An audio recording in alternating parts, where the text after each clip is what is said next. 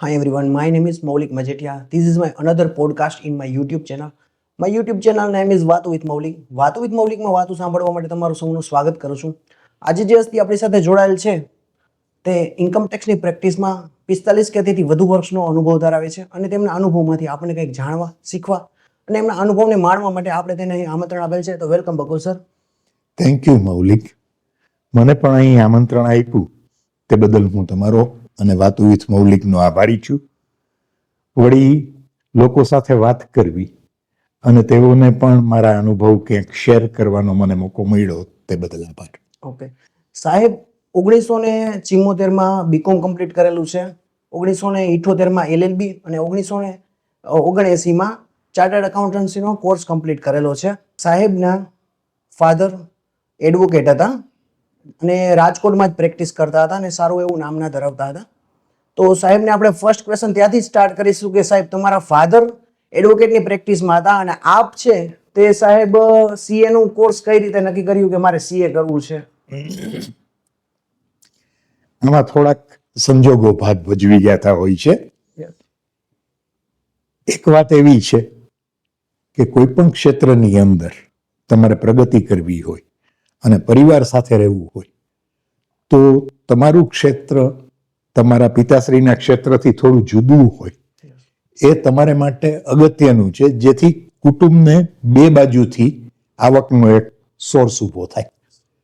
Otherwise એવું બની જાય કે ક્યારેક એકની એક આવક બે જણા વચ્ચે વેચાય. એટલે સરવાળે જુદું ડાયવર્સિફિકેશન, બિઝનેસમાં પણ ડાયવર્સિફિકેશન થાય છે ને એમ પ્રોફેશનમાં પણ ડાયવર્સિફિકેશન જોઈએ. એટલે હું CA થવાનું મેં નક્કી કર્યું. વળી મને પહેલેથી ગણિતમાં રસ હતો એટલે તેનો ઉપયોગ કર્યો.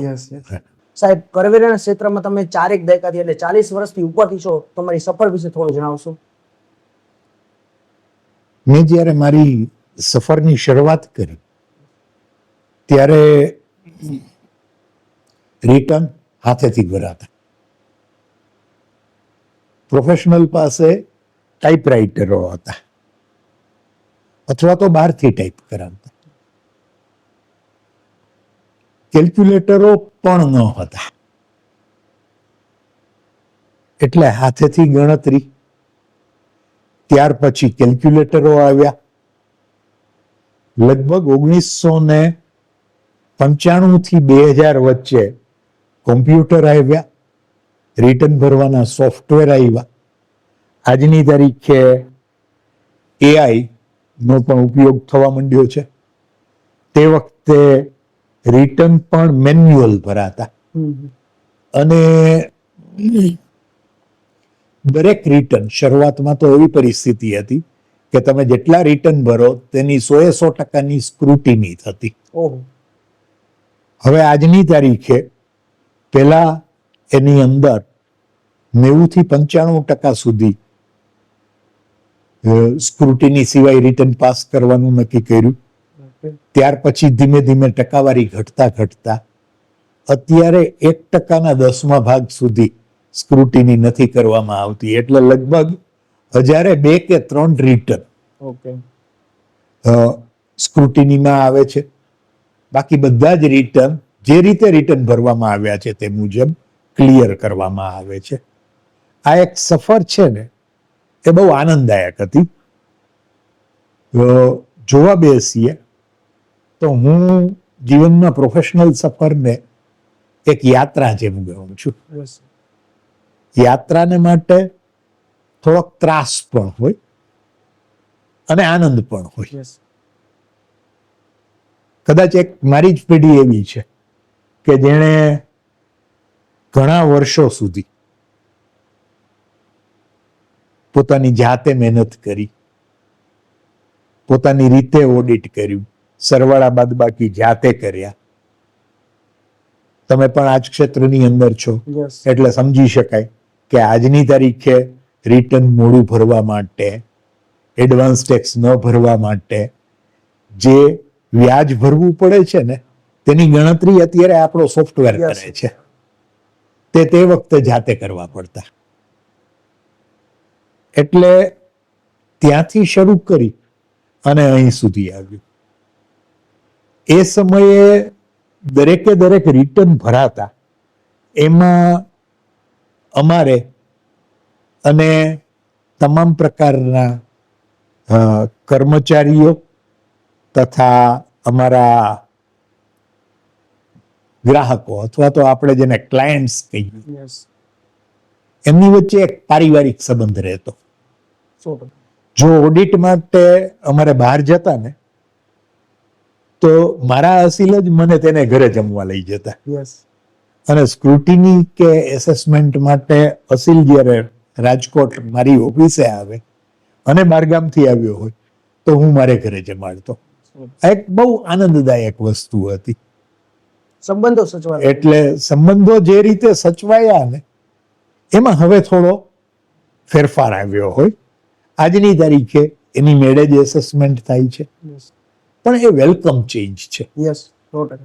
કારણ કે જેમ તમે વધુને વધુ ડિસ્ક્રેશન એટલે મુનસફી આપો અધિકારીને, તેમ તેમ ભૂલો થવાની અને કંઈક અંશે ભ્રષ્ટાચાર થવાની પણ શક્યતા રહેતી. હવે જે કામ મશીન કરતું હોય એમાં ભૂલો અથવા તો ભ્રષ્ટાચારની શક્યતા ઓછી હોય છે. એટલે આ જે થયું છે તે અયોગ્ય છે એમ ન કહેવાય. યસ, 100%. ત્રીજું જો આપણે જોવા બેસીએ ને તો સરકાર કરવેરા શા માટે લે છે? એટલે આપણે ઘણી વખત સરકાર એમ કહે છે કે અવળું મોટું વહીવટી તંત્ર ચલાવવા માટે મારે જોઈએ. તો સરકારી પગાર ચૂકવવા માટે પ્રજાએ પૈસા શા માટે દેવા જોઈએ? સરકાર એનું તંત્ર ઓછું કરે તો વાંધો શું? આવા પ્રશ્નો ઊભા થવાના પ્રજાના માણસ. પણ સરકાર માત્ર વહીવટી તંત્ર નથી ચલાવતી, એને એક કલ્યાણ રાજ્યની સ્થાપના કરવી છે. એટલે એ કંઈક નાનું મોટું કાર્ય કરે છે, અને એ કાર્ય કરે છે એને માટે પૈસાની જરૂર રહે છે. અને એને માટે જે વ્યક્તિ વધુ ધન કમાતું હોય એને વધારે કોન્ટ્રીબ્યુશન આપવું જોઈએ, અને જે ઓછું કમાય છે તે ઓછું આપે. એ સહજ અને સ્વાભાવિક છે. એ રીતે જોઈએ ને તો કરવેરા માટેનો પ્રશ્ન ઓછો થાય. યસ, પણ આખી પ્રોસેસ જો જોવા બેસીએ તો બહુ જ સરસ રીતે આનંદદાયક, બધાની સાથે પારિવારિક સંબંધો. મારા કર્મચારીઓ જે કંઈ પણ અગાઉ હતા એ આજની તારીખે મને મળે છે ત્યારે જે સન્માન આપે છે એ પરથી એમ લાગે કે આ યાત્રા ખૂબ આનંદદાયક છે. આ જે ટેક્સ સ્ટ્રક્ચર જે છે ચેન્જ થાય છે અને ઓલ્ડ ન્યૂ જે ક્લાયન્ટને ઘડીએ ઘડીએ આપણે સમજાવવું પડે છે, જી, એના વિશે થોડું સાહેબ જણાવશો? સૌથી પહેલા ટેક્સ રેજીમનો ચેન્જ 1969 એટલે હું સીએ થયો તે પહેલા, ઓકે, કદાચ હું એમ કહું કે હું બીકોમ થયો તે પહેલા યસ, આવ્યો હતો. તે વખતે 1 લાખ રૂપિયા ઉપરની આવક ઉપર વધુમાં વધુ દર 97.5% હતો. ઓહો, એટલે તે વખતે આપણા નાણાપ્રધાન હતા યશવંતરાવ ચૌહાણ અને વડાપ્રધાન તરીકે શ્રીમતી ઇન્દિરા ગાંધી હતા. ત્યારે એમ લાગ્યું કે આ કરવેરા છે એ એટલા બધા વધુ છે કે લોકો કરવેરાની ચોરી કરવા લલચાય છે. આ સંજોગોમાં જુદા જુદા એડવોકેટ અને રિયલ સેન્સની અંદર જેને કાયદાનું જ્ઞાન કરતા, જેને તમે જ્યુરિસ્ટ કક્ષાના કહી શકો, એટલે કાયદાના જ્ઞાની કરતા કાયદાનું ડાપણ વધારે ધરાવતી વ્યક્તિઓ, જેમ કે પાલખીવાલા તમે, આ વ્યક્તિઓ એમ કહેતી હતી કે એ ઘટવો જોઈએ. દિવસે દિવસે કાયદામાં સુધારો થવાનો છે. શક્ય તેટલું આપણો જે કાયદો છે એ વધુને વધુ લોકપ્રિય, લોકોને કરવેરા ભરવા ગમે યસ, અને એમ ન લાગે કે એને કોઈ તકલીફ પડે છે, તે રીતે સુધારા પણ આવશે. પણ હા, કાયદો થોડો કડક જરૂર થશે, એ સ્વીકારી લેવું જોઈએ. યસ, હવે જ્યારે તમે નવા અને જૂના પ્રેક્ટિશનર વચ્ચે સરખામણી કરી ચૂક્યા છો યસ, ત્યારે હું થોડું વધારે એમ કહી શકું કે 1950ની આસપાસ, એટલે મારી જેટલી ઉંમરના યસ, અને 50 થી 60ની વચ્ચે જન્મેલા અને 60 પછી જન્મેલા પણ હવે આજની તારીખે તમે જેને સિનિયર સિટીઝન કહી શકો એવા ઘણા પ્રેક્ટિશનરો, વ્યવસાયી મિત્રો, ચાર્ટર્ડ એકાઉન્ટન્ટો ઓફિસમાં સ્ટાફ હોવાથી એમના ટેબલ ઉપર સરસ મજાનું કોમ્પ્યુટર હોય છે, ચેમ્બર જોવી ગમે એવી હોય છે, પણ પરિસ્થિતિ એવી છે કે કોમ્પ્યુટરનો પોતે ઉપયોગ નથી કરતા. એને બદલે એના સ્ટાફને એમ કહે છે કે તમે મને દેખાડો. એટલે એ લોકો ટેકનોલોજી શાય છે. થોડી હળવી ભાષામાં કહીએ તો ટેકનોલોજીની લાજ કાઢતી આ પ્રજા છે. હવે કહીએ કે ઘૂંઘટ પ્રથા હવે બંધ કરો, તમે લાજ કાઢવાનું રહેવા દો, ટેકનોલોજીને અપનાવો. એ આવવાની છે, એને સ્વીકારવાની છે, એ બદલાતી રહેવાની છે, એ ઝડપથી બદલશે. નવી પેઢી પાસે સરસ મજાની ગતિ છે, એ ટેકનોલોજીને જલ્દી અપનાવે છે. આ જે સિનિયર સિટીઝનોની જે પેઢી છે એની પાસે કદાચ ગતિ નથી, સ્પીડ નથી, પણ મતિ જરૂર છે, ડાપણ છે. 100% અને ગતિમાં થયેલી ભૂલ હોય, ટેકનોલોજીની ભૂલ હોય તો એને સુધારવી પોસિબલ છે. મતિ છે એ એને સુધારી શકે છે. એટલે આપણા જે અત્યારના જે નવા પ્રોફેશનલો છે એમની ગતિ સાથે જૂની પેઢી પોતાની મતિનો ઉપયોગ કરી વધારે સારો ઉપયોગ કરે, જેથી કરવેરા વધારે સારી રીતે આપી શકાય, એનું કાર્ય વધારે સારી રીતે થાય, એવું કરે એ જરૂરી પણ છે. બીજી એક વસ્તુ, જ્યારે રિટર્ન હાથેથી ભરાતા ત્યારે તમારે હિસાબી પત્રકો એટલે પ્રોફિટ લોસ, બેલેન્સ શીટ આ બધું જાતે આપવું પડતું, સાથે એક કોમ્પ્યુટેશન શીટ આપવામાં આવતું અને પછી એસેસમેન્ટ થતું. અત્યારે તમે તમારી જાતે એ રિટર્નની અંદર ભરો છો, ભલે સોફ્ટવેરની મદદથી પણ ભરવામાં આવે છે. અને એ જ્યારે ભરાય છે ત્યારે એની અંદર થયેલી ભૂલોને સુધારવા માટે પાછી સરકાર તમને 1-2 વખત તક આપે છે. નોટિસો આવે છે કે તમારી આટલી ભૂલને કારણે અમારે આટલા રૂપિયાનું એડિશન કરવું પડે છે, તો તમે એને માટે શું કહેવા માંગો છો, અથવા તમે કઈ રેક્ટિફિકેશન કરવા માંગો છો, તો એ થઈ શકે છે. એટલે આ સંજોગોની અંદર કોઈ પણ ટેકનોલોજીથી દૂર જવાની કશી જ જરૂર નથી.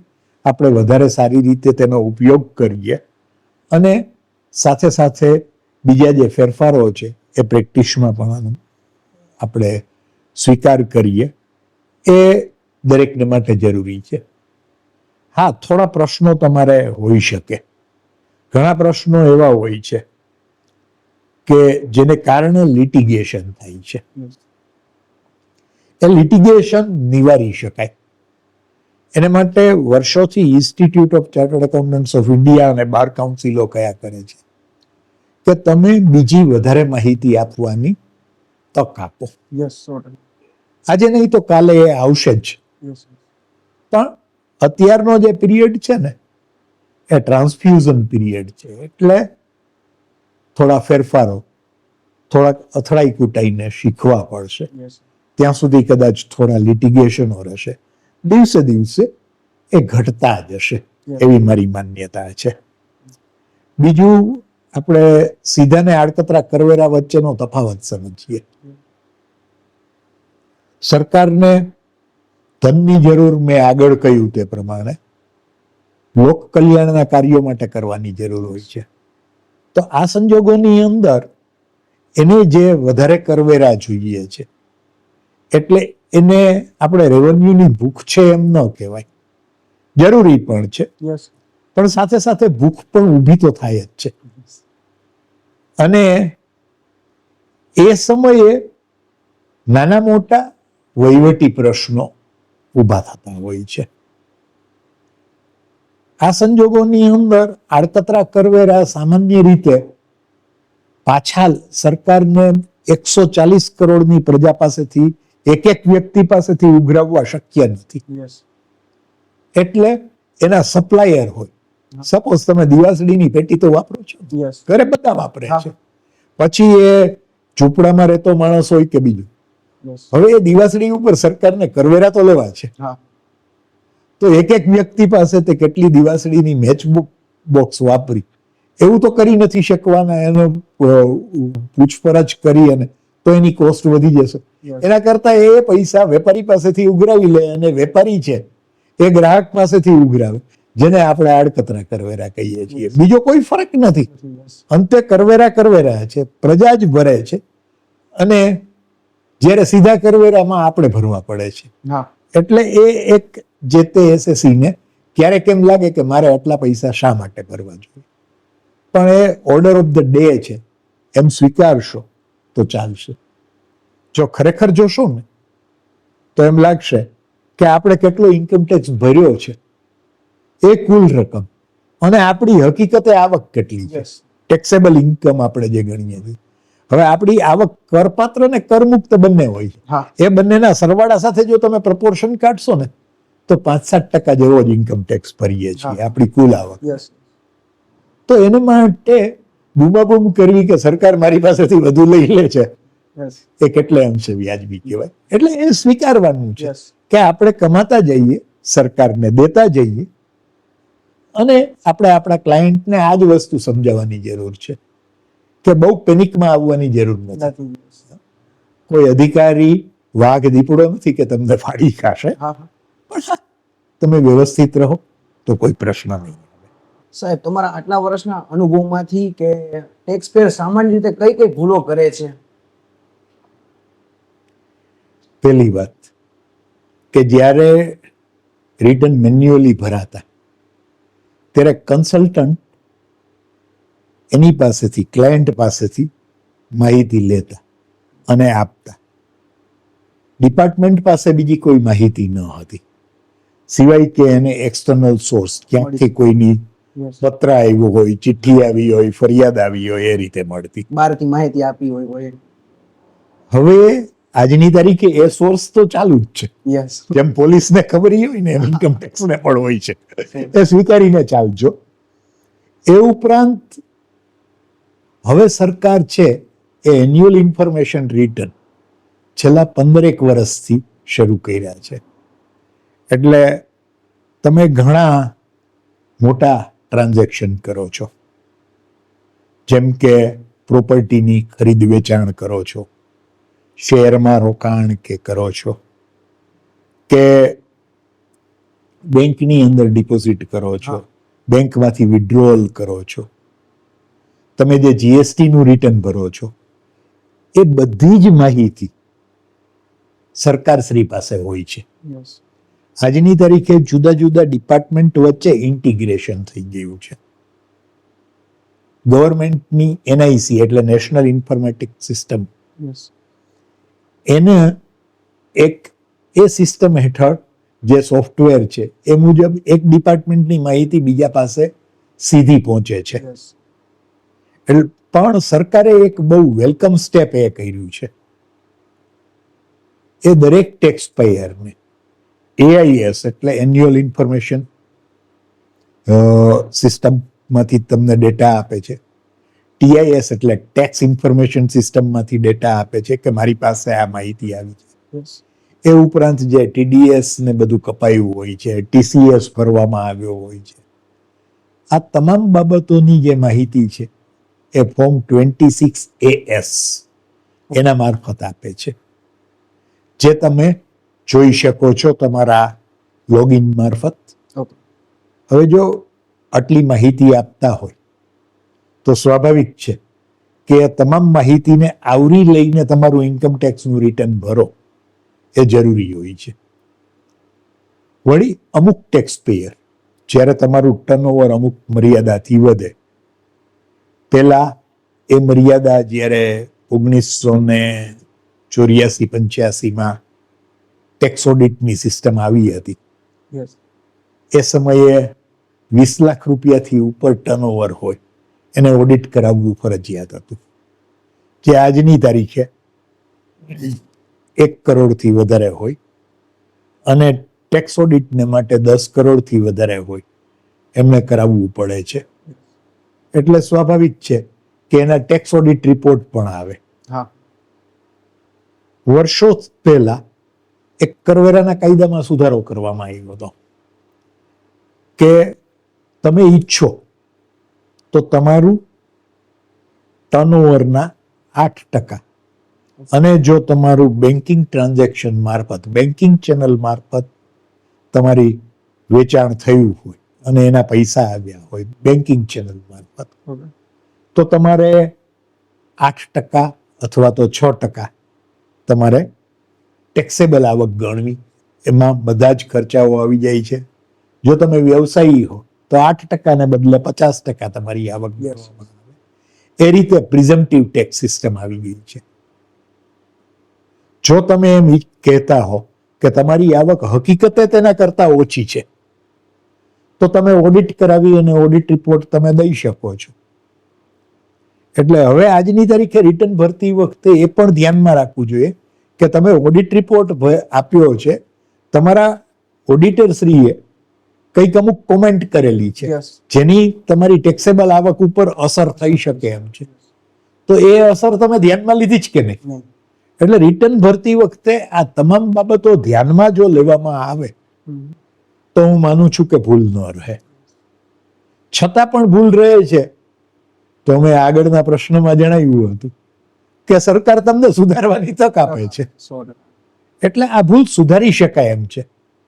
પણ એવી ભૂલો સુધારવા કરતા મારી પોતાની માન્યતા એ છે કે આપણે ભૂલ સુધારીને પણ જો વધારે ટેક્સ ભરવાનો જ છે તો પહેલેથી શા માટે આપણું રિટર્ન વ્યવસ્થિત રીતે ન ભરવું. એટલે સામાન્ય રીતે કરદાતા આવી પ્રકારની ભૂલ કરે છે. એને માટે હવે જે પ્રશ્ન છે તે એ જે રિટર્ન ભરનાર વ્યક્તિ છે, પછી એ ટેક્સ રિટર્ન પ્રિપેરર હોય કે પછી કોઈ ઇન્કમ ટેક્સ પ્રેક્ટિશનર, વકીલ હોય કે ચાર્ટર્ડ એકાઉન્ટન્ટ હોય, ગમે તે કક્ષાએ હોય, એણે આ તમામ વસ્તુને જો આવરી લે, એવી રીતે સર્વગ્રાહી રીતે ધ્યાનમાં રાખી અને જો રિટર્ન ભરે તો ભૂલો ન થાય. પણ જ્યારે રિટર્ન ભરવાની ડ્યુ ડેટ નજીક આવતી જાય એમ દરેક વ્યવસાયી ઉપર એક તાણ વધતી જાય છે. અને કદાચ આપણા વિસ્તારની એક બહુ મોટી ખામી એવી મેં જોઈ છે કે વેપારી શા માટે એમ માને છે કે મારા વકીલ સાહેબને શા માટે મારે બધી માહિતી આપવી. એટલે એ છેલ્લા દિવસોમાં આવે. એ સમયે તમારે રિટર્ન ભરવા માટે અનેક પ્રકારની મુશ્કેલી હોય છે, સમય નથી હોતો. એટલે રિટર્ન ભરવાની ઉતાવળમાં ઘણી વસ્તુઓ નજરઅંદાજ કરીને ભરવામાં આવે છે અને એનું પરિણામ તમારે ભૂલ સુધારણા મારફત ભરવું પડે છે. એને કારણે થોડી જવાબદારી, થોડી મહેનત વધે છે. એટલે આ સંજોગોમાં કરદાતા અને વ્યવસાયીઓ બંને વ્યવસ્થિત રીતે જો જાગૃત બનીને કામ કરે ને તો પ્રશ્નો લગભગ ઓછા થઈ જાય.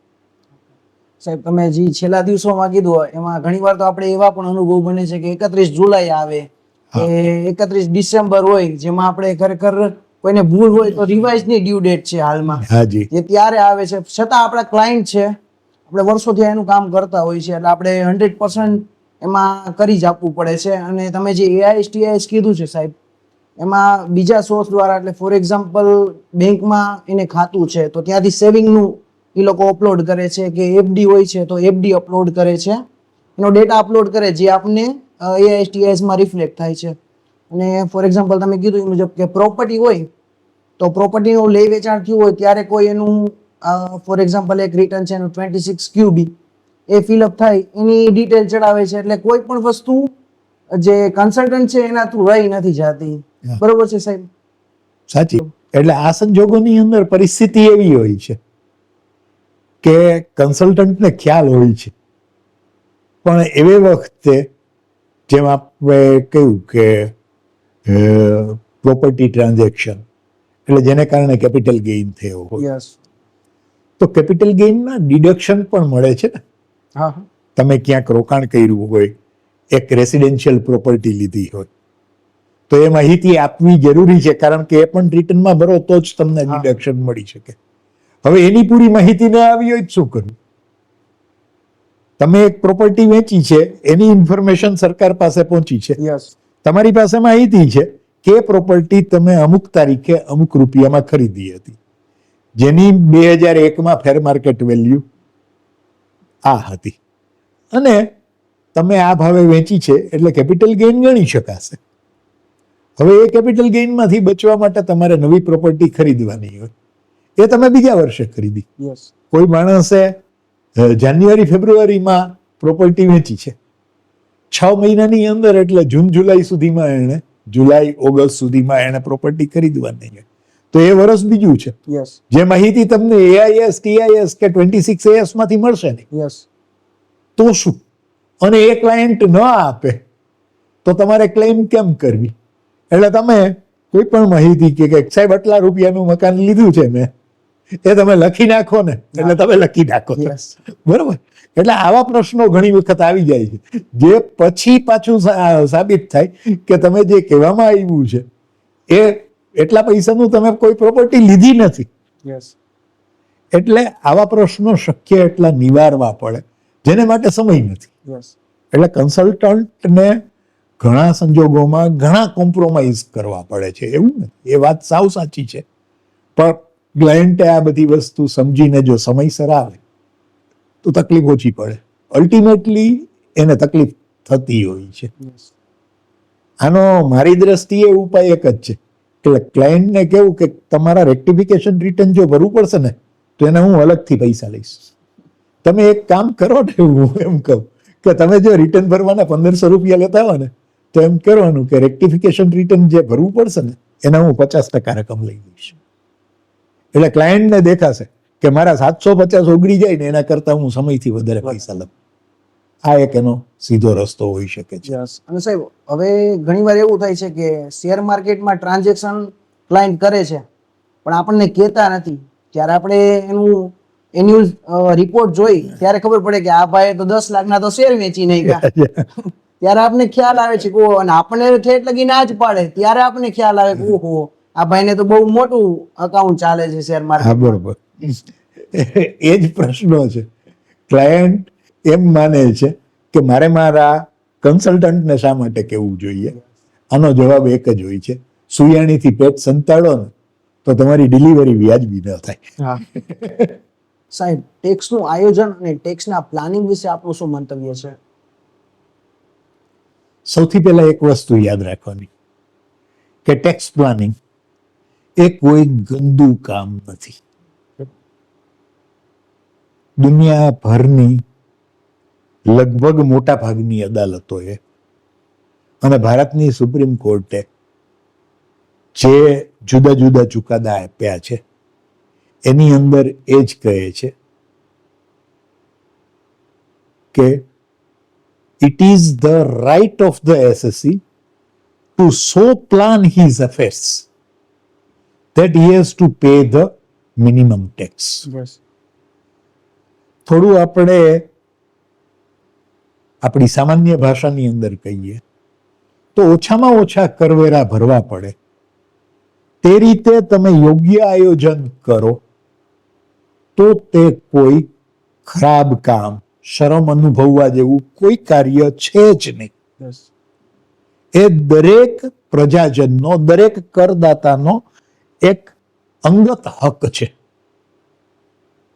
ઘણી વખત તો કાનૂની ચુકાદા એવા આવ્યા છે કે કરવેરાએ કઈ રીતે પોતાના આર્થિક વ્યવહારો કરવા કે કઈ રીતે બિઝનેસ કરવું એ ઇન્કમટેક્સ અધિકારીએ શીખવવાની કોઈ જ જરૂર નથી.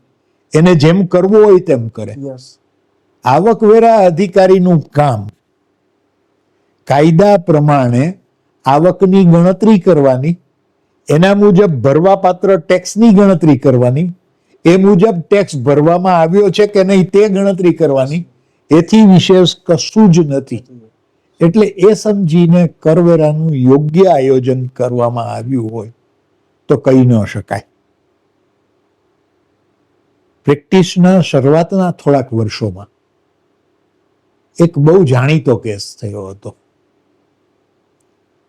એનું નામ હતું CTO commercial tax officer okay. Versus McDowell and company. તામિલનાડુમાં મેકડોવેલ એન્ડ કંપની આપણે જાણીએ છીએ યસ. કે આલ્કોહોલનું એ પ્રોડક્શન કરે છે, લીકરનું પ્રોડક્શન કરે છે. એણે એક ફેક્ટરીમાં એક એવી જોગવાઈ કરી હતી, તમે તો આડકતરા કરવેરાની અંદર પણ નિષ્ણાત છો એટલે મારે વિશેષ નથી કહેવાનું, યસ. પણ તમે એટલું જાણો છો કે તમારી જે બિલની એમાઉન્ટ હોય યસ. એના ઉપર ઠરાવેલ દરે જીએસટી ભરવાનું યસ. છે, 100%. બરાબર? હવે બિલની રકમ ઓછી હોય તો ઓછી રકમ થાય, હા. બરાબર? આ કંપનીએ એક કામ કર્યું હતું કે તે વખતે સેન્ટ્રલ એક્સાઇઝ દારૂ ઉપર લેવાતી હતી, આજની તારીખે પણ સેન્ટ્રલ એક્સાઇઝ લેવાય છે, યસ. યસ. બરાબર? અને એ સેન્ટ્રલ એક્સાઇઝની રકમ ઉમેરાતા તમારે એના ઉપર વેટ તે વખતે ભરવો પડતો હતો. કોમર્શિયલ ટેક્સ ઓફિસરનું કામ વેટ લેવાનું હતું. હવે એણે શું કર્યું હતું કે વેટની રકમ ઓછી ભરવી પડે એટલા માટે સપોઝ કે 50% એક્સાઇઝ છે યો. અને વેટનો દર પ્રમાણમાં સહેલો પડે એટલા માટે હું 20% કહું છું, યસ. બરાબર? એટલે તમે 100 રૂપિયાની એક બોટલ વેચી, મને ખબર નથી આજની તારીખે દારૂનો શું ભાવ છે, પણ આપણે 100 રૂપિયા ગણતરીમાં લઈએ, એક્ઝામ્પલ, ફોર એક્ઝામ્પલ. એક્ઝામ્પલ, અને 50% એક્સાઇઝ છે યસ. અને વેટનો દર 20% છે, તો બિલ કઈ રીતે બને? 100 રૂપિયા વસ્તુની કિંમત, 50 રૂપિયા સેન્ટ્રલ એક્સાઇઝ, યસ. એટલે કુલ થયા 150 રૂપિયા, હા. એના 20% એટલે 30 રૂપિયા વેટ, બરાબર? યસ. એટલે કુલ રૂપિયા 180. આણે એક જ કામ કર્યું હતું કે એમ કહ્યું કે જ્યાં સુધી એક્સાઇઝ ન ભરાય ને ત્યાં સુધી માલ ગોડાઉનમાંથી બહાર ન નીકળે ત્યાં સુધી બોન્ડેડ વેરહાઉસમાં રાખવો પડે. હું ભૂલ તો નથી કરતો ને? એટલે મારી પ્રેક્ટિસ નથી એટલે મારે કહેવું પડે છે. એ એમ કહેતા કે તમારી આટલી બોટલ છે એ તમે એક્સાઇઝ ભરી અને ચલણ ભરીને એ ચલણની એક કોપી મને આપશો પછી હું આપીશ. એટલે ખરીદનાર છે એ 50 રૂપિયા એક્સાઇઝ ભરી આવતો, ઓકે. બરોબર? એટલે બિલ કેવી રીતે બને? 100 રૂપિયા માલની કિંમત, પછી એમ લખે કે એક્સાઇઝ નોટ તરીકે મૂકવામાં આવે, એક્સાઇઝ રૂપિયા આટલા, ચલણ નંબર આટલાથી આ તારીખે ભરવામાં આવી છે, જેની નકલ અમારી પાસે આવી ગઈ છે, હા. બરોબર? યસ. એટલે 100 રૂપિયા માલની કિંમત, એના ઉપર 20 રૂપિયા વેટ, તો 30 ને બદલે 20 રૂપિયા વેટ થયો, એટલે ખરીદનારના 10 રૂપિયા બચ્યા. હા. હવે એ સામે ગવર્મેન્ટને તકલીફ પડી, એટલે કે મારો વેટ 30 રૂપિયાને બદલે 20 રૂપિયા થયો, એટલે એણે કાયદો બદલાવ્યો. એની સામે મેકડોવેલ એન્ડ કંપનીએ રીટ અરજી કરી હતી અને સાથે એમ કારણ બતાવ્યું હતું કે એક્સાઇઝનો કાયદો એટલું જ કહે છે કે તમારે એક્સાઇઝની રકમ ભરાઈ ગઈ હોય તો જ તમારો માલ ડિલિવરી આપી શકાય છે. યસ. જે ભરાઈ ગઈ છે, મેં ક્યાં કશું છુપાવ્યું છે? પણ તામિલનાડુમાં આ એક જ ફેક્ટરી છે કે જેને એક્સાઇઝ ભરવી પડે છે. પ્રોહિબિશન ત્યાં હતું એટલે બીજા કોઈ પ્રોહિબિશન તે વખતે ન હતું એટલે ત્યાં આ એક જ ફેક્ટરીને એક્સાઇઝ ભરવી પડતી હતી. એ કે આમાં વેટની રકમ વધુ લેવા માટે અને મારી પાસેથી જૂના વર્ષોની રકમ પેનલ્ટી તરીકે લેવા માટે પશ્ચાતવર્તી અસરથી કાયદો સુધારવામાં આવ્યો છે, જે સુપ્રીમ કોર્ટે રદ કર્યો કે એમાં ખોટું શું છે? એને તે વખતે કાયદા મુજબ કામ કર્યું છે એટલે તમે વધારે વસૂલ નથી કરી શકતા.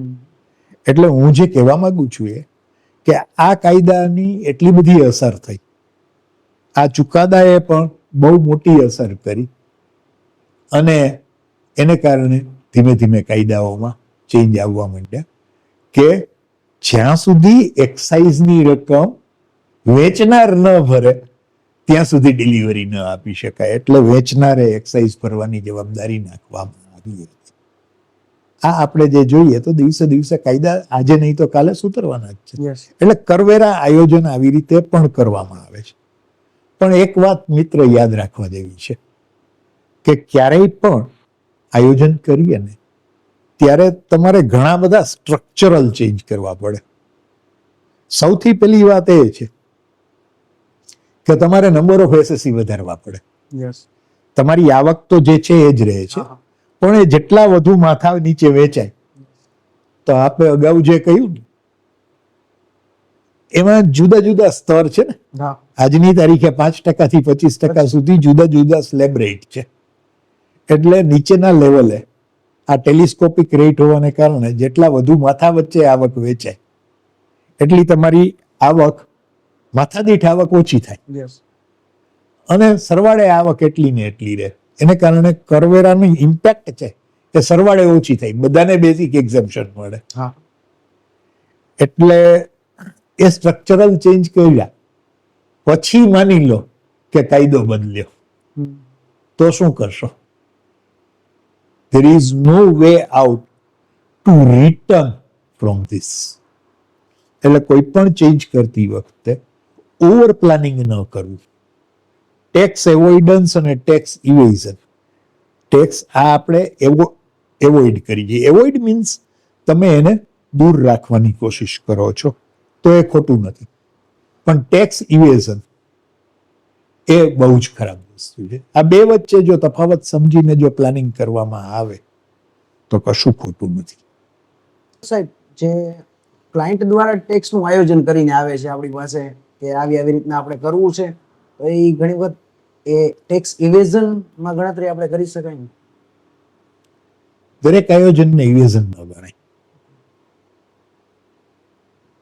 ક્યારેક આ કાર્ય મહેતાજી મારફત થાય છે. મારી દ્રષ્ટિએ કન્સલ્ટન્ટને પૂછીને જો આયોજન કરાય એ શ્રેષ્ઠ છે. કારણ કે અગાઉ પણ તમે ક્યારેક આયોજન કર્યું હોય છે એના રિધમમાં અને એની જ લાઈનમાં જો તમે આયોજન કરતા હો તો વાંધો નથી હોતો. પણ ઘણી વખત અતિ ઉત્સાહમાં કોઈક જુદું કાર્ય થઈ જાય, એમાં પરિસ્થિતિ એવી થઈ જાય કે અચાનક આવકની અંદર મોટો ઘટાડો થઈ જાય. તો સ્વાભાવિક છે કે ઇન્કમ ટેક્સ અધિકારીને એમ લાગે કે અત્યાર સુધી એટલી હતી તો અચાનક ઘટવાનું કારણ શું છે. હવે આ સંજોગોની અંદર જો યોગ્ય રીતે સમજાવી ન શકાય અને તમે એમ કહો કે મેં મારી રીતે આયોજન કર્યું છે એને કારણે મારે ટેક્સ ઓછો ભરવો પડે છે, એ વસ્તુ દર વખતે સ્વીકાર્ય હોવી જરૂરી નથી. હા, ડિડક્શન્સ ને એ બધી વસ્તુ સમજી શકાય એવી છે. ક્યારેક અમુક ડિડક્શન એવા હોય છે કે જે ગળે ન ઉતરે. હવે એક તમને દાખલો આપો. ઘણી વખત એવું બન્યું છે કે પોલિટિકલ પાર્ટીઝને આપવામાં આવતું ડોનેશન છે એ 100% કોઈ પણ જાતની મર્યાદા વગર, વિધાઉટ એની અપર સીલિંગ તમને આવકમાંથી બાદ મળે છે. બરોબર?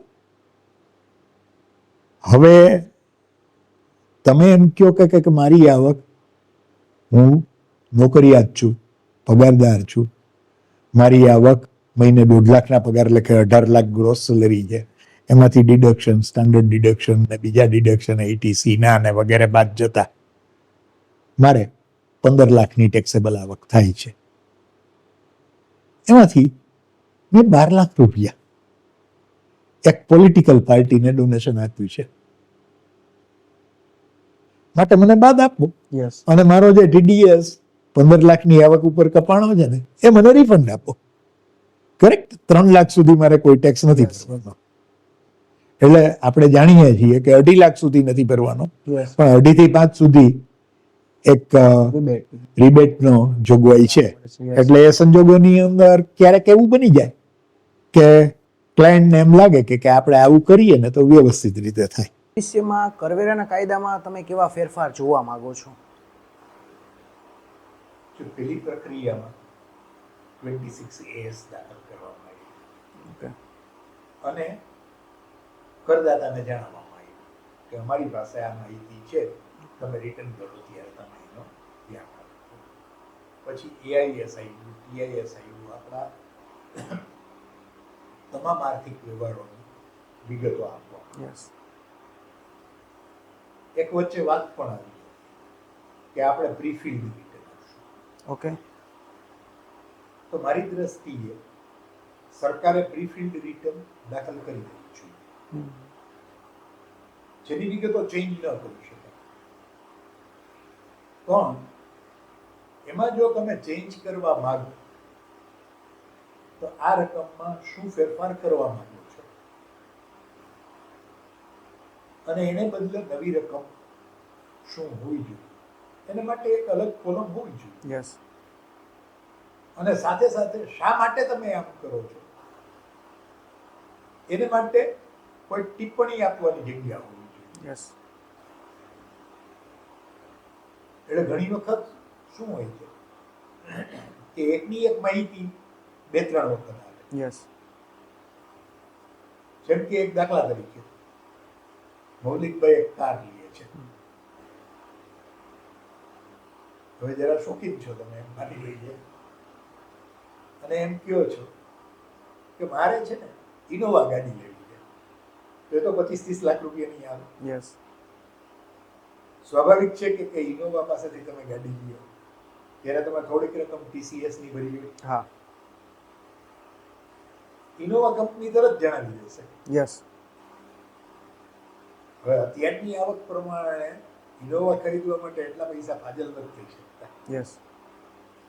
એટલે કંપનીનો તમારો સેલ્સમેન હશે ને એમ કહેશે કે મારી પાસે આ થોડીક 2-4 બેંક છે, ફાઇનાન્શિયલ કંપનીઝ છે, જે તમને ફાઇનાન્સ કરશે, એટલે તમે એમાંથી એકને પસંદ કરો. યસ. ABC તમે એમ કહો કે આ બેંક અનુકૂળ પડશે. આપણે સ્વાભાવિક છે કે વ્યાજનો દર શું છે, યસ, બધું જાણીને છે. વસ્તુ જાણી અને એક નિર્ણય લઈએ. એટલે એની પાસેથી લોન લો છો, એ લોનની રકમ બેંક ટોયોટોને આપી દે છે. યસ. યસ. બાકીની રકમ તમે ભરો છો. યસ. તમે હપ્તા ભરો છો. ત્રીજું, આ ગાડી છે ને એ RTO માં રજીસ્ટર કરાવશો. યસ. બરોબર. હવે આમ જોવા બેસો ને તો 3 પાર્ટી થઈ. યસ. ટોયોટો કંપની જેને ઇનોવા વેચી છે, બેંક કે જેણે તમને ફાઇનાન્સ આપી, યસ. અને ત્રીજું RTO. યસ. RTO એમ કે છે કે મારી પાસે આ ઇનોવા ગાડી રજીસ્ટર થઈ છે. યસ. ત્રણેય પાસે જ સરકારને માહિતી આપે. હવે સરકાર પહેલી નોટિસ આપે કે તમે ઇનોવા ગાડી ખરીદી, એના પૈસા ક્યાંથી લાવ્યા, એનો મને જવાબ આપો. યા. પછી થોડા વખત પછી બેંક પાસેથી આવી હા. કે બેંક માની લ્યો કે કોઓપરેટિવ નથી પણ સરકારી બેંક છે, હા. એટલે એ થોડીક 2-4 મહિના મોડી પડે છે માહિતી મોકલવામાં. યસ. એટલે 2 મહિના પછી બીજી નોટિસ આવે, તમે આ બેંક પાસેથી કારને માટે લોન લીધેલી છે, તો હકીકત શું છે તે તમને જણાવો. યસ. RTO તો 1-2 વર્ષથી મોકલે. હા. હા. કોને ખબર છે? સરકાર પોતે છે. હા. હા. એટલે પાછી નોટિસ આવે કે તમારા નામે આ કાર રજીસ્ટર થઈ જાય, એની માટે શું કહેવાનું છે.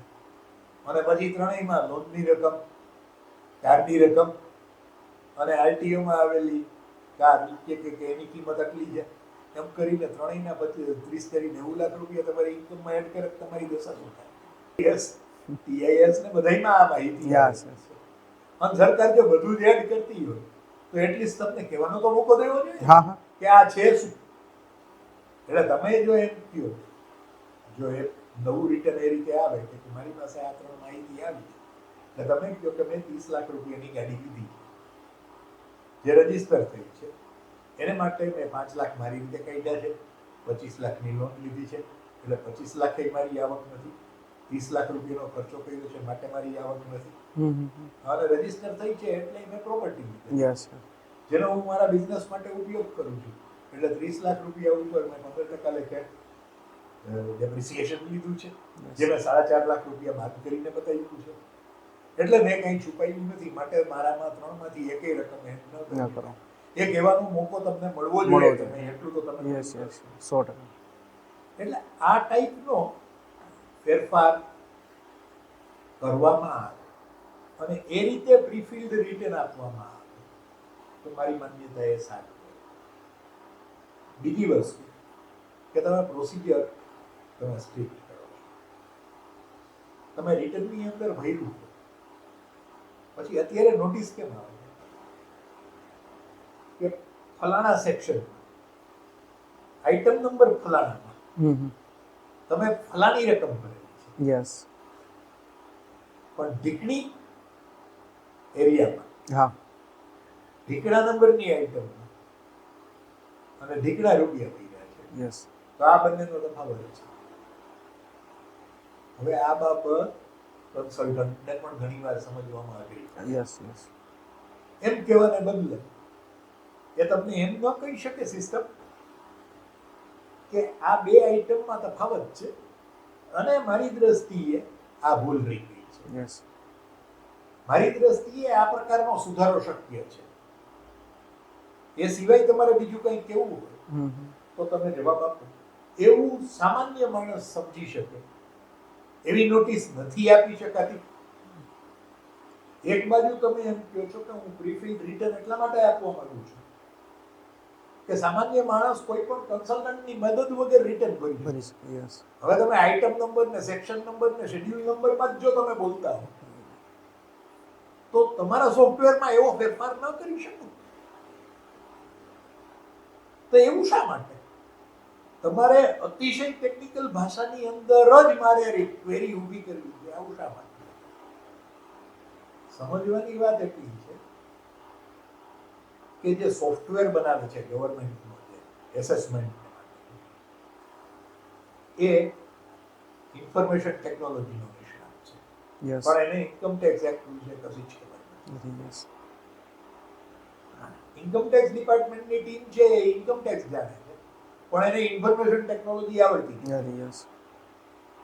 જો આ જ પ્રશ્નો અને પાછું તમે એમ કહો કે લોકોને સરળતાથી મારે ભરવા દો તો તમે સરળ ભાષામાં પ્રશ્નો પૂછો અને સરળ ભાષામાં એ જવાબ આપે એવી વ્યવસ્થા શા માટે ઊભી ન થવી જોઈએ એ હજી આજની તારીખે મને સમજાતું. આ થોડીક જરા કડક વાત મેં કદાચ કરી દીધી લાગે પણ આ વસ્તુ જરૂરી છે. તમારે લોકોને દંડ કરવા માટે કાયદો કરો છો કે તમે લોકો વ્યવસ્થિત રીતે સમજી અને કાયદાનું પાલન કરે એવી રીતનું તમે કાયદાનો ઉપયોગ કરવા માંગો છો તો સરકારે જ નક્કી કરવાનું છે. એટલે આ સંજોગોની અંદર પ્રશ્નો પૂછવાની ટેકનિક અને આ બધું સરળ થવું જોઈએ. જો તમે સરળ બનશો તો લોકોને પ્રશ્નો નહીં રહે. મોટે ભાગે બહુ કોમ્પ્લિકેટેડ પ્રશ્નો પૂછીને તમે પ્રજાને બિનજરૂરી રીતે તમે હેરાન. યસ. સવાલ ઇવેઝનનો નથી. પ્રજાને ઇવેઝન કરવામાં રસ નથી પણ એને પ્રશ્નોનું નિરાકરણ જોઈએ છે.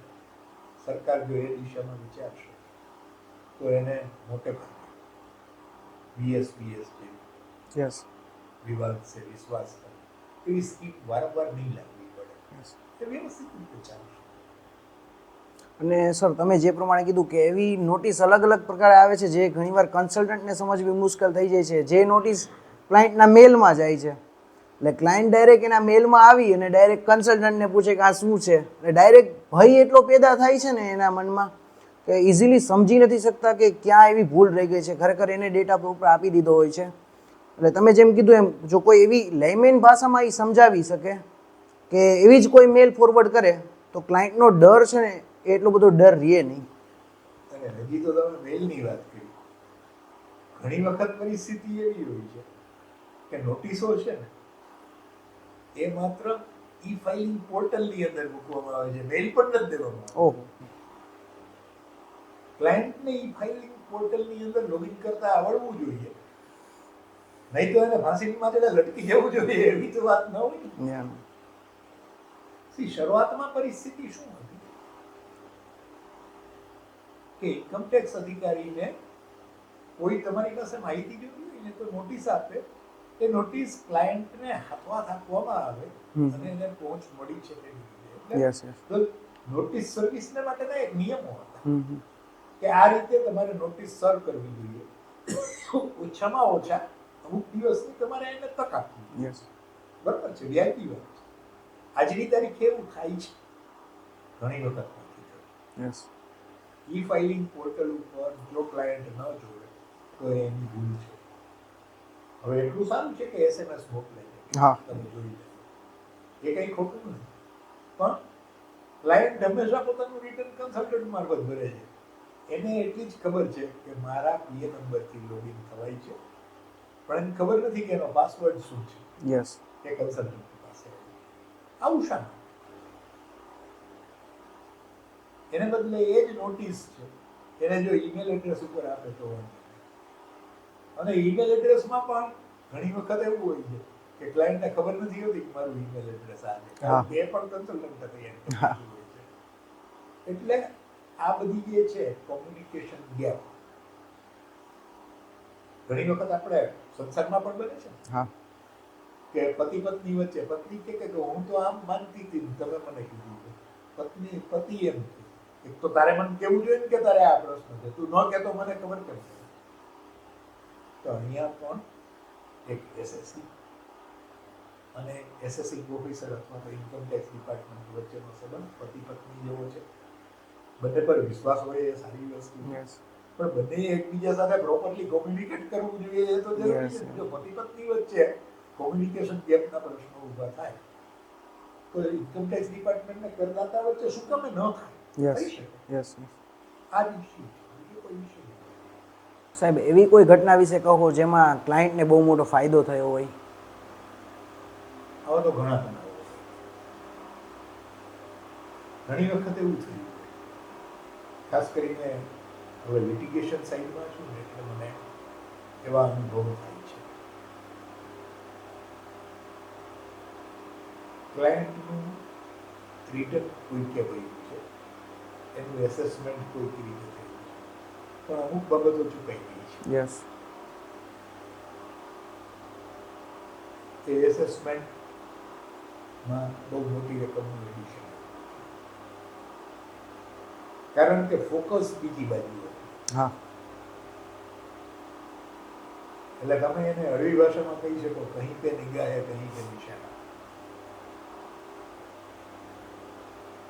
આવું થયું હોય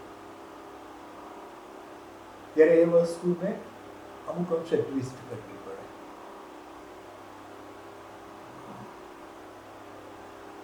એવા બનાવો બન્યા હોય જેમાં મોટી રકમનો દંડ કરવો પડતો હોય. એક એવી અપીલ મારે લડવાની હતી જેનું રિટર્ન કોઈકે ભર્યું, જેની સ્ક્રુટિની કોઈકે કરી, ઓકે અપીલનું ડ્રાફ્ટિંગ પણ કોઈકે કર્યું, ઓહો અને હિયરિંગ વખતે મને કહ્યું કે હવે મને ડર લાગે છે, તમે સંભાળો. પ્રેક્ટિસની શરૂઆત હતી, ઓકે મારી પ્રેક્ટિસની. ઇસ્યુ બહુ સિમ્પલ હતો. એ ક્લાયન્ટે એક નવી ઓઇલ મિલ બનાવી. તે વખતે જોગવાઈ એવી હતી કે તમે 20,000 રૂપિયાથી વધુ 20,000 કે તેથી વધુ તમે કેશમાં ડિપોઝિટ લો તો 100% પેનલ્ટી લાગે. એ ક્લાયન્ટે 18 થી 20 વ્યક્તિ પાસેથી પૂરા 20,000 રૂપિયાની કેશ લોન લીધી હતી. ઓકે સ્ક્રુટિની વખતે કન્સલ્ટન્ટે એમ કહ્યું કે આ બધા જેણે લોન આપી છે એ ખેડૂતો છે, એણે લોન આપી છે, એની આવક આ રીતે છે, એમાંના અમુક લોકો રિટર્ન ભરે છે, એણે આને લોન આપી છે એવું પણ કહ્યું છે, અને એ બંને કોરાબરેટ થાય છે, એટલે મેં આવક છુપાવી નથી. અને બીજું એમ કહ્યું કે 100% ઇન્કમ ટેક્સનો દર આ દુનિયામાં ક્યાંય છે નહીં. હવે ઇસ્યુ એવો જ હતો કે 269 SSM કહે છે ખાલી કે જો તમે 20,000 કે તેથી વધુ રકમની કેશમાં તમે લોન લીધી હોય અથવા ડિપોઝિટ લીધી હોય તો તમારે 100% લેખે પેનલ્ટી ભરવી પડે. Yes. Law is quite sure, quite simple. અપીલના હિયરિંગ વખતે મારી પાસે વાત આવી. હવે આનું કન્સલ્ટન્ટ તરીકે મારે નિરાકરણ કરવાનું. હા. કમિશનર હતા એ પણ કડક હતા. એને છે ને CIT ડિસમિસલ અમે કહેતા. એ એમ કે મારો પગાર છે ને એ ઇન્કમ ટેક્સ આપે છે, તમે નથી આપતા, એટલે હું તો રેવન્યુની ધરપકડ કરીશ. હા. હવે એની પાસે જવાનું. એટલે સૌથી પહેલા તો એમ કહ્યું કે આપણે અપીલ લડીએ, પણ ટ્રિબ્યુનલની તમે તૈયારી રાખજો. હા. ક્લાયન્ટે નિરાશ થયો હતો. કમિશનર પાસે જ્યારે હિયરિંગમાં ગયા ત્યારે બીજી સામાન્ય વાતચીત પછી કહ્યું કે ક્લાયન્ટના મનમાં એક મિસનોમર હતું કે તમે 100% લેખે ટેક્સ લો છો, એટલે એણે એ દિશામાં જવાબ આપ્યો. આઈ એગ્રી કે જે પેનલ્ટી લેવામાં આવી છે એને માટેની પ્રોપર પ્રોસિજર સાચી છે, પણ એક વાત પૂછવાની ઈચ્છા થાય છે. જો આ વ્યક્તિ 19,999 રૂપિયા કેશમાં લોન લીધી હોય તો આ કોઈ પેનલ્ટી ન લાગે. યસ. ઇન્કમ ટેક્સ ઓફિસર એમ તો નથી કહેતા કે આ અનએક્સપ્લેન્ડ ડિપોઝિટ છે. યસ. એ એટલું જ કહે છે કે તમે કેશમાં લીધી છે માટે હું 100% પેનલ્ટી લઉં છું. એટલે સૌથી વહેલા આ કન્સીલ્ડ ઇન્કમ નથી એ ઇન્કમ ટેક્સ ઓફિસર કહે છે તો કે આઈ એગ્રી. હવે એને જો 19,999 રૂપિયા લીધા હોય તો તમે કોઈ પેનલ્ટી ન લાગે. હવે 20-25 જણા પાસેથી 100 રૂપિયા આ એક રૂપિયો વધારે લીધો. હા. હા. એટલે 25 રૂપિયા વધારે લીધા. યસ. આપણે 25 જણા ગણીએ. હા. હા. ને આમ જોઈએ તો 20,000 ગુણ્યા 25 એટલે 5 લાખ રૂપિયાની એને કેશ ડિપોઝિટ, કેશ લોન લીધા. યસ. તો એને માટે 5 લાખની પેનલ્ટી તમને એમ નથી લાગતું સાહેબ વધારે છે? It is true. કે એક કામ કરીએ અને ખબર તો પડવી જોઈએ હા આવી રીતે જો કામ ચલાવતા હોય ચલાવાય નહીં. સાહેબ જરા કડક હતા. યસ આપણે 2,500 પેનલ્ટી લઈ લઈએ, તમને કોઈ વાંધો છે? મેં ભાઈ બંધ કરી દીધું. Sir thank you very much. 5 લાખના 2500 થઈ ગયા. હા. હા. એ કમિશનરનું ડિસ્ક્રેશન છે. Yes. But you have to touch to his heart and to his logic yes. કે ધીસ ઇઝ એક્સેસિવ. પછી તો મારે દલીલ શું કરવાની હતી કે even if minimum penalty has been prescribed by the law, the officer who is levying it can reduce it on the basis of equity and natural justice. Yes. સાહેબ એ રીતે કરી દીધું તો 2500 રૂપિયા 5 લાખના 2500 રૂપિયા થાય. પછી એને મને છેલ્લે ક્વેશ્ચન પૂછ્યું આ ક્યારે ભરાઈ જશે? એટલે કહ્યું હવે સાહેબ છે ને ખુશ થયા છે તો એને મેં કહ્યું સર આઈ શુડ નોટ સે, પણ હું એક વસ્તુ એટલું કહું કે મારા ખિસ્સાની અંદર અત્યારે 3,000 રૂપિયા પડ્યા છે. જો આપની ઓફિસના આપના ક્લાર્ક ઓર્ડર મુજબ જો ચલણ ભરીને દે તો I am ready to pay within 2 hours. Really yes it's a promise અને હું રઘુવંશી છું, પાલન થશે. યસ. એટલે સાહેબે બેલ મારીને બોલે इसका 2500 का पेनल्टी का चलन बनाओ और गणतरा साहब को दे दो, ऑर्डर में लिखवा देता हूँ. अच्छी मैंने की सर एने मैंने सर कही यस योर ऑनर्स ने अभी चाय का वक्त हुआ है, क्या आप मेरे साथ पिएंगे? એટલે આવી રીતે ક્યારેક બની જાય છે. Yes, એવું yes. હું નથી કહેતો કે ન જ બને, પણ આવું ક્યારેક બને છે, અને એ દરેક કિસ્સામાં. યસ યસ માત્ર તમારે વાતને કઈ દિશા તરફ લઈ જવી છે એ તમારે. મહત્વનું છે. Yes sir, as a consultant આપણી સલાહ ઘણી વખત મફતમાં લઈ જાય છે, ત્યારે કેવું ફીલ થાય છે અંદરથી? બહુ મજા આવે એવો ક્વેશ્ચન છે. એક આપણે ત્યાં કહેવત છે, there is nothing like a free lunch. Yes agree. પણ આપણે સૌરાષ્ટ્ર બાજુ એક મહેમાનગતિ કરવાનો રિવાજ છે, એટલે આપણે ક્લાયન્ટને ઘરની વ્યક્તિ સમજીએ છીએ. યસ અને એ તમને સલાહ આપે છે. મારા એક ડોક્ટર મિત્રએ બહુ સરસ રમૂજી વાત કરેલી, એ વાત ગમી. એ કે હું લગ્નમાં જાઉં ને તો કે સાહેબ મને પેટમાં દુખે છે, મને અહીંયા દુખે છે, મારે કઈ દવા લેવી? હવે લગ્નની અંદર ઓળખીતું પારખીતું મળે. એ કે આનાથી હું બહુ કંટાળી ગયો. બીજી વસ્તુ કે પેલો MD-MS થયેલો ડોક્ટર હોય ને એને 1000 રૂપિયા કન્સલ્ટેશન ફી મળવાની, તો પેલો માણસ છે ને ખિસ્સામાંથી એક કાગળનું બટકું કાઢે, સાહેબ આની અંદર દવા લખી દીધો. ડોક્ટરે એ જ કરવાનું. હા હા એટલે ડોક્ટર એમ કે એક કામ કરો ને, આપણે ગઝેબો અહીંયા છે ને જે આપણે ઓલા ખાટલા બિછાવ્યા છે ને, એમાં તમે શર્ટ ને ગંજી કાઢીને સુઈ જાવ ને, હું જરા તપાસી લઉં. એટલે શું થાય કે બાબો વિખાઈ જાય. હા હા એટલે આપણે એક જે ગુજરાતી સિનેમામાં એક ડાયલોગ આવતો, સાંજો બાબો પૂરો. એટલે કે ના ના ના સાહેબ, એમને તપાસ્યા વગર મારે દવા ન દેવાય ને. એક કામ કરો ને, કાલે છે ને તમે ડિસ્પેન્સરીમાં આવી જજો. આપણે કંઈક આવું કરતા શીખવાનું. યસ યસ કોઈ આપણને પૂછે ને એટલે એમ કહ્યું કે જુઓ અત્યારે મારી પાસે ફાઇલ બાઇલ નથી, હવે તમને સલાહ આપું ને એના પ્રમાણે તમે અમલ કરો ને, ખરેખર ન આપવા યોગ્ય હોય તો શું કરવું?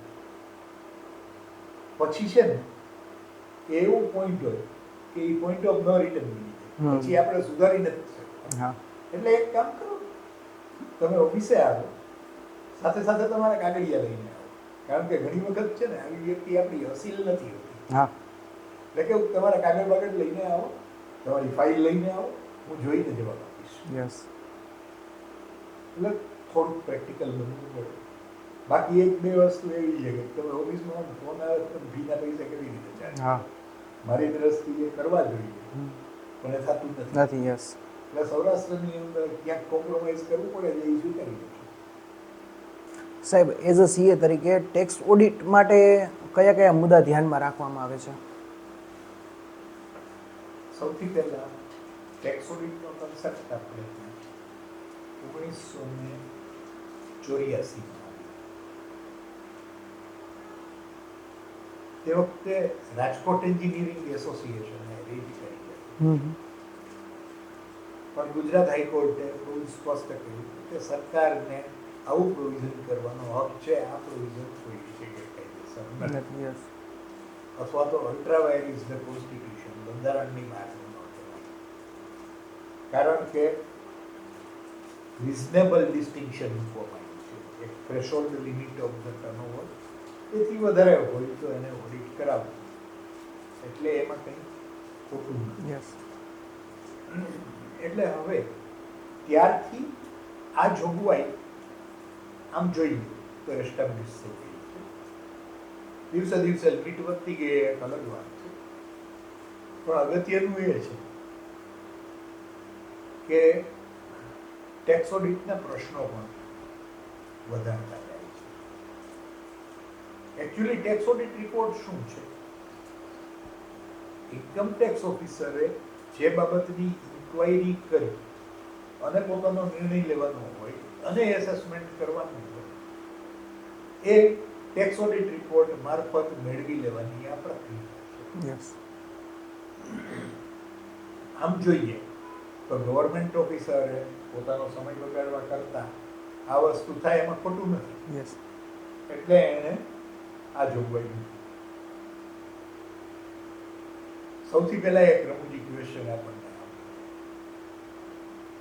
સૌથી પહેલા ટેક્સ ઓડિટ રિપોર્ટની અંદર પહેલો ક્વેશ્ચન હતો, બુક્સ ઓફ એકાઉન્ટ્સ મેઇન્ટેન. એટલે અમે ચાર્ટર્ડ એકાઉન્ટન્ટો લખતા યસ. આજની તારીખે તમે જે ઓડિટ રિપોર્ટ ભરો છો એની અંદર તમે લિસ્ટ આપો છો, યસ. બરોબર? એટલે આવા સુધારાઓ આવે. બીજું પેલા TDS ને માટેના નતા, હવે એ આવી ગયા. MSME માટે જોગવાઈ એવી છે કે તમે નિયત સમય મર્યાદાની અંદર ન ચૂકવો તો તમે જ્યાં સુધી ચૂકવો નહીં ત્યાં સુધી તમને ખર્ચ તરીકે બાદ ન મળે. યસ. સરકારી કરવેરા તમે જોગવાઈ કરો પણ તમે વિધિન ટાઈમ લિમિટ, અને હવે અત્યારની જોગવાઈ પ્રમાણે રિટર્ન ભરવાની ડ્યુ ડેટ પહેલા જો ન ભર્યા હોય તો બાદ ન મળે, એ તમારી આવકમાં ઉમેરાય. યસ. એટલે આજની તારીખે ઓડિટ કરતી વખતે આ બધી બાબતો ધ્યાનમાં રાખીને પૂછવામાં આવે. પણ છતાં દર વખતે કંઈક ને કંઈક ક્વેશ્ચન એવા હોય છે કે જે અયોગ્ય રીતે પૂછવામાં આવે છે. જેમ કે ટેક્સ ઓડિટ રિપોર્ટમાં એક 16 નંબરની કોલમની અંદર 4-5 ક્વેશ્ચન છે, 16A, B, C. પણ આનું જે મેઇન હેડિંગ છે, આઇટમ્સ કવર્ડ અંડર સેક્શન 28. હવે સેક્શન 28 થી 44, 45 પહેલાના બધા 44A, B, C, D એ બધા જે છે એ તમામ વસ્તુને આવરી લેતો હોય એવી તમામ બાબતો બિઝનેસ ઇન્કમ છે. એટલે સેક્શન 28 એટલે ટૂંકમાં બિઝનેસની આવક હોય અને તમે ન દેખાડી હોય. પછી એને જુદી જુદી લિસ્ટ થઈ, તો એની અંદર ઘણા બધા પ્રશ્નો ઊભા થાય છે અને પછી એની અંદર એડિશન થાય છે. એટલે ઘણી વખત એવું બને કે કોઈ વ્યક્તિએ પોતાની વ્યાજની આવક છે એને પ્રોફિટ એન્ડ લોસ એકાઉન્ટમાં ક્રેડિટ કરવાને બદલે કેપિટલ એકાઉન્ટમાં ક્રેડિટ કરી છે. યસ. ઓડિટરે એને રિપોર્ટ કરવાનું Yes. છે, એમાં કંઈ ખોટું નથી. નથી. યસ. તો એ તમારે કયા ખાનામાં લખવાનું, 16A માં લખવું કે 16D માં લખવું, એવા પ્રશ્નો થાય. યસ. એટલે એ જરા ધ્યાનમાં રાખવું પડે. બીજું એની સાથે રિમાર્ક પણ તમારે એડ કરવો જોઈએ કે વી હેવ બીન પ્રોમિસ્ડ, કારણ કે ઓડિટ પહેલા થાય ને પછી return. Yes. Yes. We have been promised that this income shall be included in the return of income. તો શું છે, ભવિષ્યની અંદર જ્યારે ક્વેરી પૂછવામાં આવે અને કે મારે આ એડ કરવી છે તો ત્યારે તમારો મૂકેલો રિમાર્ક છે એ પણ તમે દેખાડી શકો. યસ. યસ. અને તમારે એમ પણ કહી શકાય કે આ આવક મેં ઇન્કમ ફ્રોમ અધર સોર્સિસમાં મેં દેખાડી છે. હા. હા. તો મોટે ભાગે પ્રશ્નો દૂર થઈ જાય. યસ. એટલે આવી ઝીણી ઝીણી ઘણી આઈટમો છે કે જે આવે છે, એ તમારે ધ્યાનમાં રાખવી જોઈએ. બીજું ખાસ કરીને ગ્રોસ પ્રોફિટ રેશિયોની અંદર જો મોટા ચેન્જીસ આવ્યા હોય તો તમારે એક્સપ્લેનેશન આપવાની જવાબદારી છે એમ તમે સમજીને ચાલો. TDS કે TCS કાપ્યો હોય અને તમે જો ન ભર્યો હોય તો તમને પેનલ્ટી લાગી શકે, એ સમજી લેવાનું. એટલે આવી એક એક જુદી જુદી બાબતોની અંદર કમ્પ્લાયન્સ પ્રોવિઝન તમે પૂરેપૂરા કર્યા છે કે નહીં એ જોઈને પછી રિટર્ન ભરવું. યસ. યસ. સાહેબ, આપણે આપનો કિંમતી સમય આપ્યો એ બદલ ખૂબ ખૂબ આભાર. અને સર, વાતો વિથ મૌલિક તરફથી એક નાની અમથી ગિફ્ટ. મને પણ ખૂબ આનંદ આવ્યો છે. બીજી એક વાત કે સામાન્ય રીતે જ્ઞાન વાર્તા છે એને એક સત્સંગ કહેવાય. યસ. મારી દ્રષ્ટિએ મેં આને સત્સંગ ગણ્યો છે.